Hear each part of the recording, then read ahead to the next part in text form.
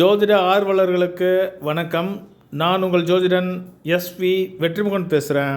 நம்ம இந்த காணொளி பதிவில் ஆன்மீக குருவான சுவாமி யோகானந்த பரமஹன்சர் அவருடைய ஜாதகத்தை கிரக மண்டல அடிப்படையில் ஆராய்வோம். ஆன்மீக மகான்களின் ஜாதகத்தை பேசுகிறதுக்கு அவர்களுடைய அனுகிரகம் வேண்டும். குருஜி அவர்களுடைய திருப்பாதங்களை வணங்கி அவருடைய ஜாதகம் பற்றிய விளக்கத்திற்கு விவாதத்திற்கு செல்வோம். ஆன்மீக வளர்ச்சிக்கு முக்கியமான இடங்கள்னு பார்த்தோம்னா லக்னம் 5, 9 ஆகிய திரிகோணஸ்தானங்கள். இதில் குறிப்பிட்டு சொல்லணும்னா 9வது பாவம். 9வது பாவம் ஆழ்ந்த அறிவு, ஆராய்ச்சி, ஞானத்தை பற்றி சொல்லக்கூடிய பாவம். ஒரு ஜாதகர் மோட்சம் பெறுறத 12வது பாவம் குறிக்கும். 12வது பாவம் உலக இன்பத்திலிருந்து விலகி இருத்தல், டிட்டாச்மெண்ட்னு சொல்கிறோம் இல்லையா, அந்த டிட்டாச்மெண்ட்டை குறிக்கும். குரு, சனி, கேது ஆகிய 3 கிரகங்களும் ஆன்மீக தொடர்புடைய கிரகங்கள். குரு ஆன்மீக பேரறிவு ஞானத்தையும், சனி தனிமைப்படுதல், உலக பந்தங்களிலிருந்து விலகி இருத்தல் ஆகியவற்றை குறிக்கும். கேது ஞானத்தையும் மோட்சத்தையும் குறிக்கும். யோகானந்த பரமஹன்சர் இவர் பிறந்தது 5/1/1893. பிறந்த நேரம் இரவு 8:38 PM. உத்தரப்பிரதேச மாநிலத்தில் கோரக்பூரில் பிறந்திருக்காரு. அயனம்ச கேபி. ஜாதகர் சிம்ம லக்னத்தில் பிறந்திருக்காரு. லக்னம் ஜாதகருடைய தோற்றம், அவருடைய விருப்பம், அவருடைய விதி பயனாக அவர் செல்லக்கூடிய பாதை இவற்றை குறிக்கும். நம்ம லக்னப்பாகையை ஆராய்வோம். லக்னப்பாகை சிம்ம ராசியில் 9 டிகிரி 32 நிமிடங்கள் சூரியனுடைய மண்டலத்திலையும் சுக்கிரனுடைய சப்புலையும் அமையுது. லக்கின மண்டல அதிபதியான சூரியன் லக்னாதிபதியாகி 5வது பாவமான தனுசு ராசியில் 23 டிகிரி 14 நிமிடங்கள் குருவுடைய மண்டலத்திலையும் குருவுடைய சப்புலையுமே இருக்கார். ஆன்மீக வளர்ச்சிக்கு குரு இன்றியமையாத கிரகம்னு பார்த்தோம். ஒரு ஜாதகருக்கு குரு அருள் இல்லாமல் ஞானமும் கிடைக்காது, மோட்சமும் கிடைக்காது. லக்ன சப்லாடாக வரக்கூடிய சுக்கிரனை கவனிப்போம். சுக்கிரன் சனியுடைய மண்டலம் ஏறி இருக்காரு. சுக்கிரன் கலத்திரக்காரகனாகவும் இருக்கிறாரு. சுக்கிரன் சிம்ம லக்னத்துக்கு 3-10க்கு அதிபதியாகி 4வது பாவமான விருச்சிக ராசியில் 24 டிகிரி 46 நிமிடங்கள் சனியுடைய மண்டலத்துலேயும் சூரியனுடைய சப்புலையும் இருக்கார்.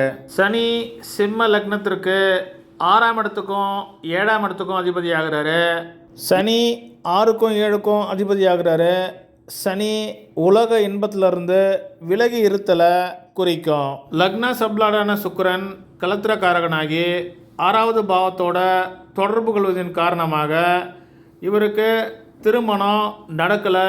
திருமணத்தின் பேரில் இவருக்கு ஆசையும் இல்லை. லக்ன சப்லாடாக வரக்கூடிய சுக்கிரன் சனியுடன் சம்பந்தப்படுவதை அடிப்படையாக கொண்டு இவர் ஒரு யோக மார்க்கத்தை சார்ந்தவர்னு அடையாளம் காண முடியும். சனி 6ஆம் இடத்துக்கு 7ஆம் இடத்துக்கு அதிபதியாகி 2வது பாவமான குடும்பஸ்தானத்தில் கன்னியா ராசியில் 20 டிகிரி 14 நிமிடங்கள் குருவுடைய மண்டலத்திலையும் குருவுடைய சப்புலையுமே இருக்கார்.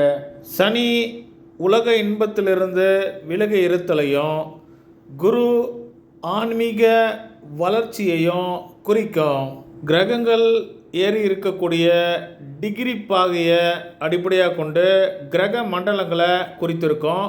நம்ம இந்த காணொளி பதிவில் சப்லாடை விட்டுட்டு கிரகங்கள் ஏறி இருக்கக்கூடிய மண்டல அதிபர்களை மட்டும் கவனிப்போம். லக்னாதிபதியான சூரியன் குருவுடைய மண்டலத்திலையும் குருவுடைய சப்புலையுமே இருக்கார். குரு ஆன்மீக வளர்ச்சி தொடர்புடைய முக்கிய கிரகம்னு பார்த்தோம். 5ஆம் அதிபதியான குருவை கவனிப்போம். குரு சனியுடைய மண்டலம் ஏறி இருக்காரு. சனி தனித்திருத்தலை, ஒழுக்க கட்டுப்பாடுகளை, உலக இன்பத்திலிருந்து விலகி இருத்தலை குறிப்பார்.